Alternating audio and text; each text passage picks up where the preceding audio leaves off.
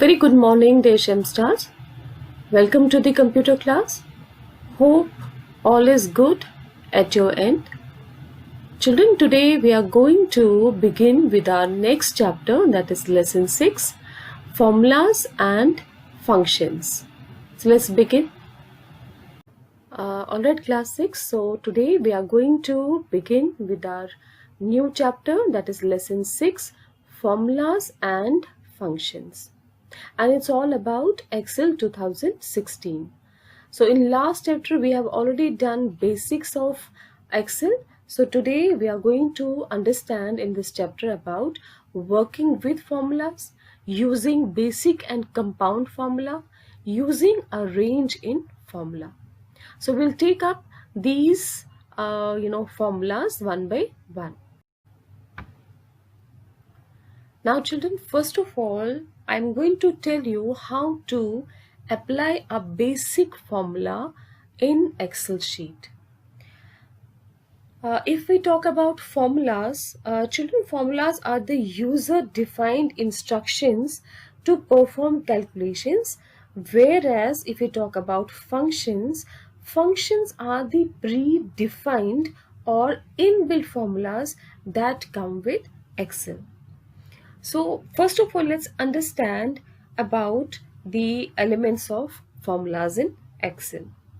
Already children, you know about wherever we click, supposing this cell, this is known as the active cell. And one more important thing I want to tell you is if I just click here, I have already conveyed it to you that whichever the cell we click on, the address of that cell appears in the name box here. Now, right now, if I have clicked on January, this is F8. The address of this cell is F8. So you can see clearly here F and the row, it is 8. So the name of this cell is F8. Okay. Now, coming to the next point, which is very, very important, is range of cells. What do we call the range of cells? What is it actually? See children, if I click here, if I drag it down, these are called as the neighboring cells that touch each other. I suppose the value is here 1000. It is, the address of that cell is G8. So this is G8. Now coming to the next, what we have is G9. Then we have G10, we have G11, then we have G12, and this is G13. That means the range from G8 to G11. This is called as the range of cells. Now we will understand about applying a basic formula. I have just written one example here, children. I just picked up one example. Supposing I have written here months and I have written here sales.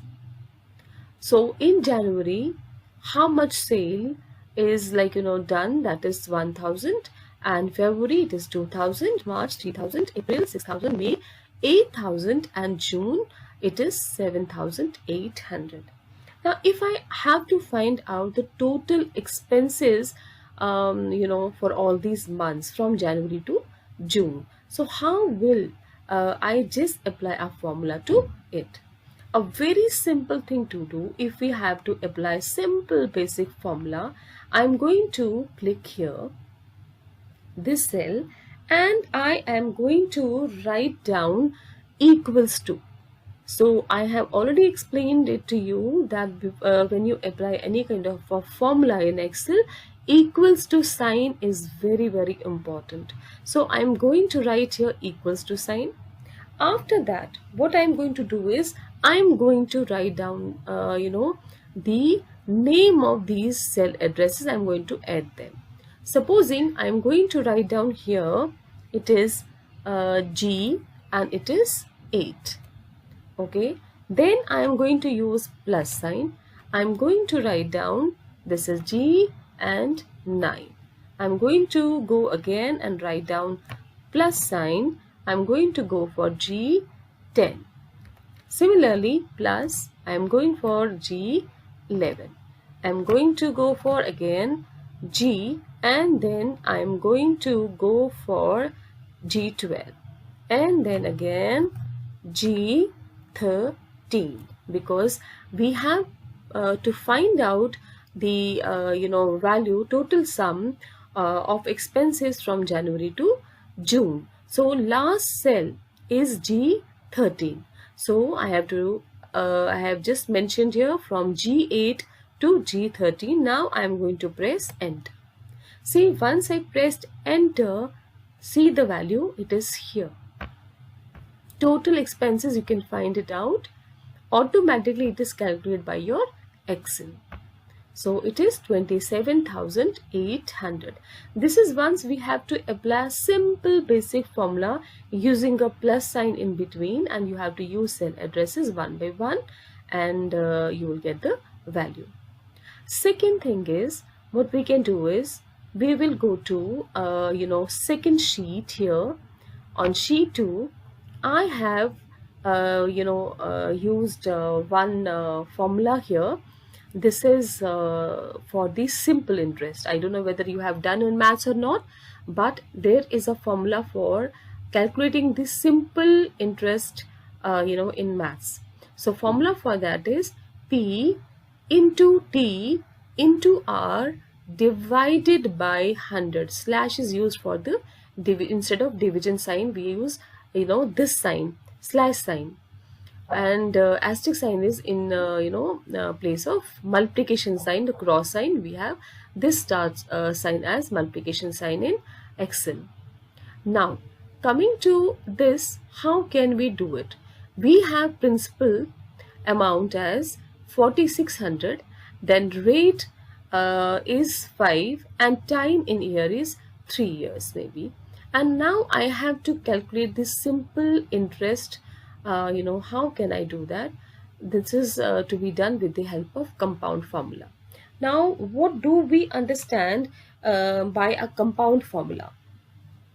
Children, compound formulas are used when more than one operator is required to perform calculations. For example, if I'm talking about, like, we have different operators like plus, minus, multiplication, division. So here you can find out that we have more than one operator. We have multiplication sign also, and we have division sign also.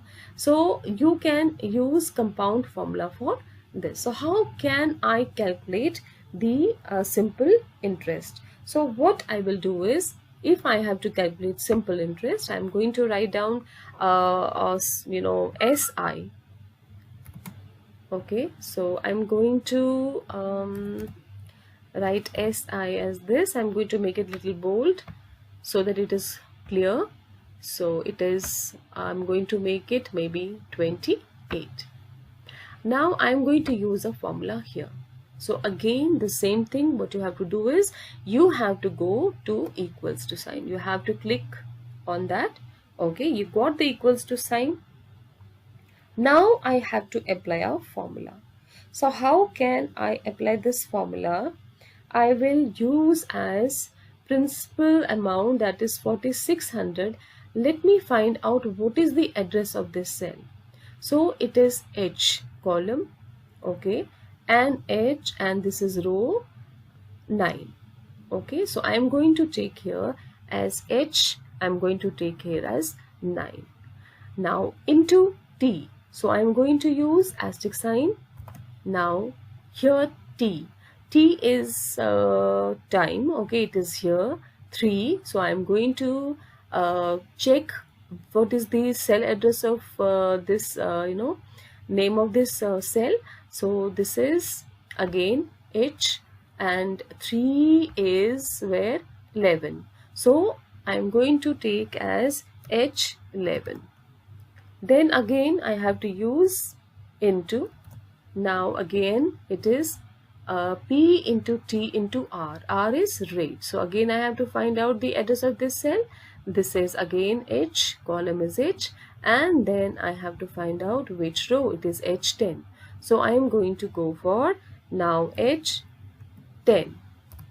Now this is P into T into R, or you can see P into R into T, whatever. Then I have to use slash sign for the division. Then I have to use 100. This is the formula. Now I am going to press enter. So you got the result 690.